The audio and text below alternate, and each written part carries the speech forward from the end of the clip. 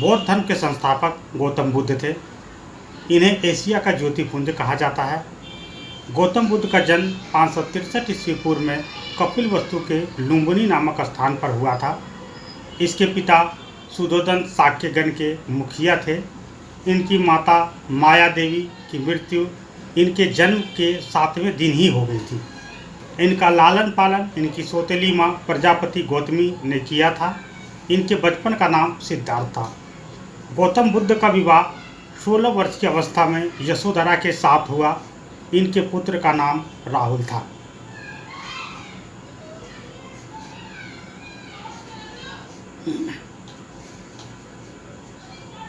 सिद्धार्थ जब कपिलवस्तु की सैर पर निकले तो उन्होंने निम्न 4 दृश्यों को क्रमशः देखा: बूढ़ा व्यक्ति, एक बीमार व्यक्ति, शव एवं एक सन्यासी। सांसारिक समस्याओं से व्यवस्थित होकर सिद्धार्थ ने 29 वर्ष की अवस्था में गृह त्याग किया, जिसे बौद्ध धर्म में महाविनिष्क्रमण कहा गया है। बुद्ध के जीवन से संबंधित बौद्ध धर्म के प्रतीक। यहाँ कुछ प्रतीक हैं।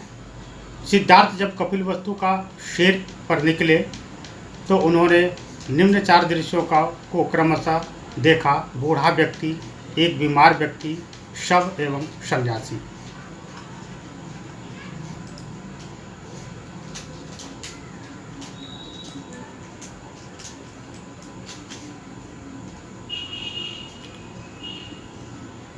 बुद्ध के जन्म घटना है जिसका प्रतीक कमल एवं साण है।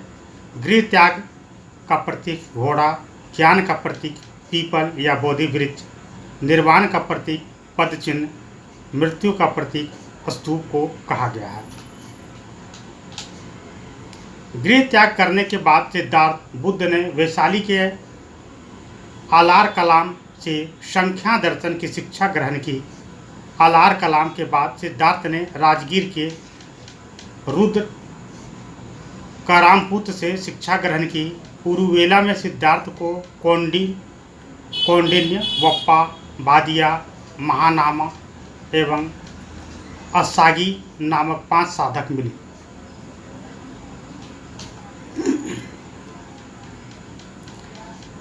बिना अन्न जल ग्रहण किए 6 वर्ष की कठिन तपस्या के बाद 35 वर्ष की आयु में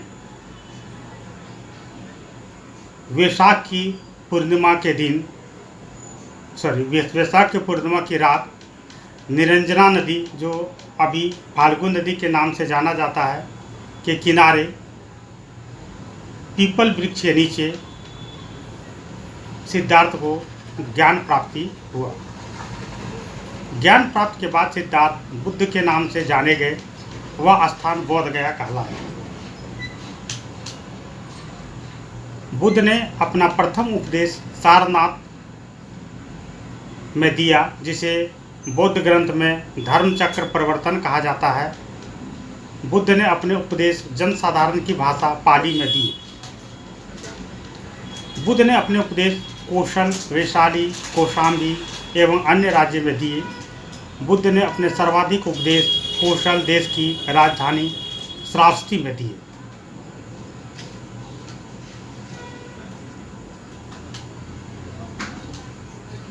इनके मुख्य अनुयायी शासक थे बिंबिसार, प्रसेनजीत तथा उदयन। बुद्ध की मृत्यु 80 वर्ष की अवस्था में 483 ईस्वी पूर्व में कुशीनारा, जो देवरिया उत्तर प्रदेश में आता है, चुंदू द्वारा अर्पित भोजन करने के बाद हो गई। इसे बौद्ध धर्म में महापरिनिर्वाण कहा गया है।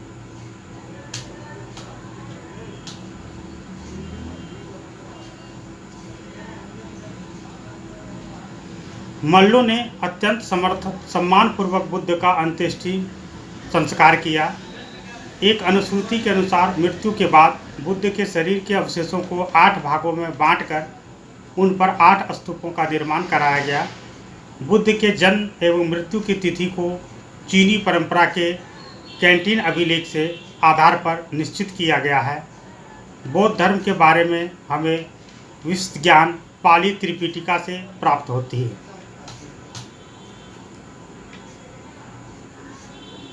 बौद्ध धर्म मूलतः अनिश्वरवादी है। इसमें आत्मा की परिकल्पना भी नहीं है। बौद्ध धर्म में पुनर्जन्म की मान्यता है। तृष्णा को क्षीण हो जाने की अवस्था को ही बुद्ध के निर्वाण कहा गया है।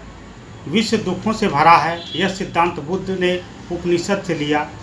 बुद्ध के अनुयायी दो भागों में विभाजित थे।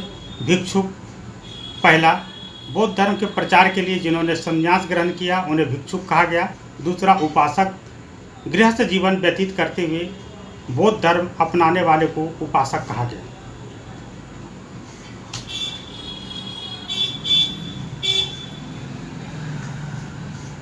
बौद्ध संघ में सम्मिलित होने के लिए न्यूनतम आयु सीमा 15 वर्ष थी। बौद्ध संघ में प्रविष्ट होने को उपसंपदा कहा जाता था। बौद्ध धर्म के त्रिरत्न हैं बुद्ध, धम्म एवं संघ।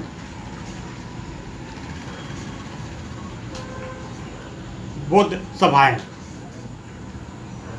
प्रथम बौद्ध संगीति का आयोजन 483 ईस्वी पूर्व राजगृह महाकश्यप की अध्यक्षता में अजातशत्रु के शासनकाल में हुई।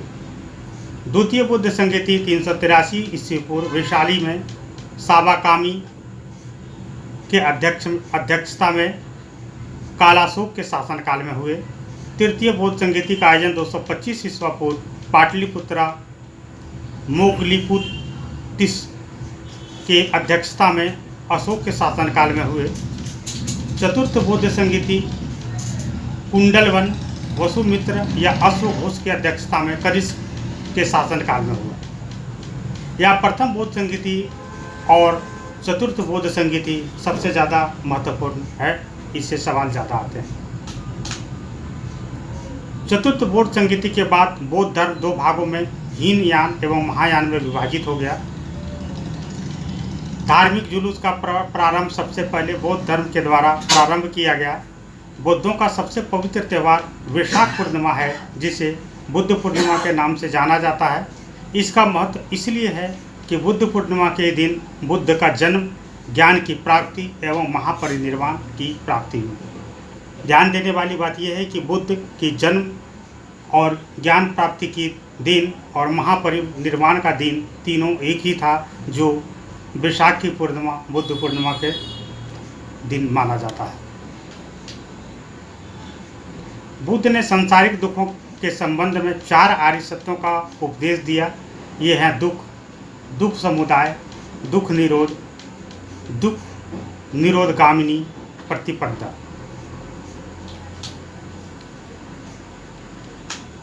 इन सांसारिक दुखों से मुक्ति हेतु बुद्ध ने अष्टांगिक मार्ग की बात कही है। ये साधन हैं सम्यक दृष्टि, सम्यक संकल्प, सम्यक वाणी, सम्यक कर्मांत, सम्यक आजीव, सम्यक व्यायाम, सम्यक स्मृति एवं सम्यक समाधि।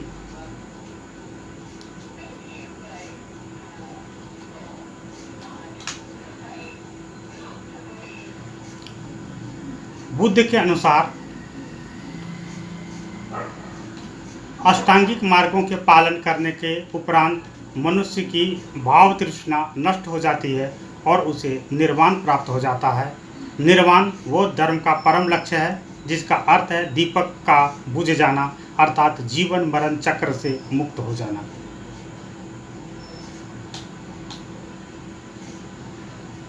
बुद्ध ने निर्वाण प्राप्त को सरल बनाने के लिए निम्न 10 शील पर बल दिया है। अहिंसा, सत्य, अस्तेय जिसे चोरी न करना, अपरिग्रह किसी प्रकार की संपत्ति न रखना, मद्य सेवन न करना, असमय भोजन न करना, सुखप्रद बिस्तर पर नहीं सोना, धन संचय न करना, स्त्रियों से दूर रहना और नृत्य गान आदि से दूर रहना। ये 10 शील का मार्ग है के नाम से भी जाना जाता है। गृहस्थों के लिए केवल प्रथम 5 शील तथा भिक्षुओं के लिए 10 शील मानना अनिवार्य था। बुद्ध ने मध्यम मार्ग, मध्यम प्रतिपाद का उपदेश दिया। अनिश्वरवाद के संबंध में बौद्ध धर्म एवं जैन धर्म में समानता है। जातक कथाएं प्रदर्शित करती है कि बोधिसत्व का अवतार मनुष्य रूप में भी हो सकता है तथा पशुओं के रूप में भी संभव है।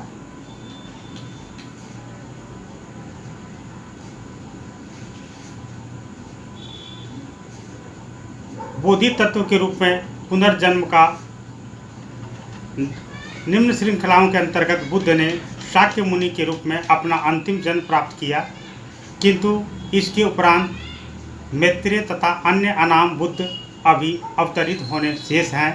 सर्वाधिक बुद्ध मूर्तियों का निर्माण गांधार शैली के अंतर्गत किया गया। बुद्ध की प्रथम मूर्ति संभवतः मथुरा कला के अंतर्गत बनी थी।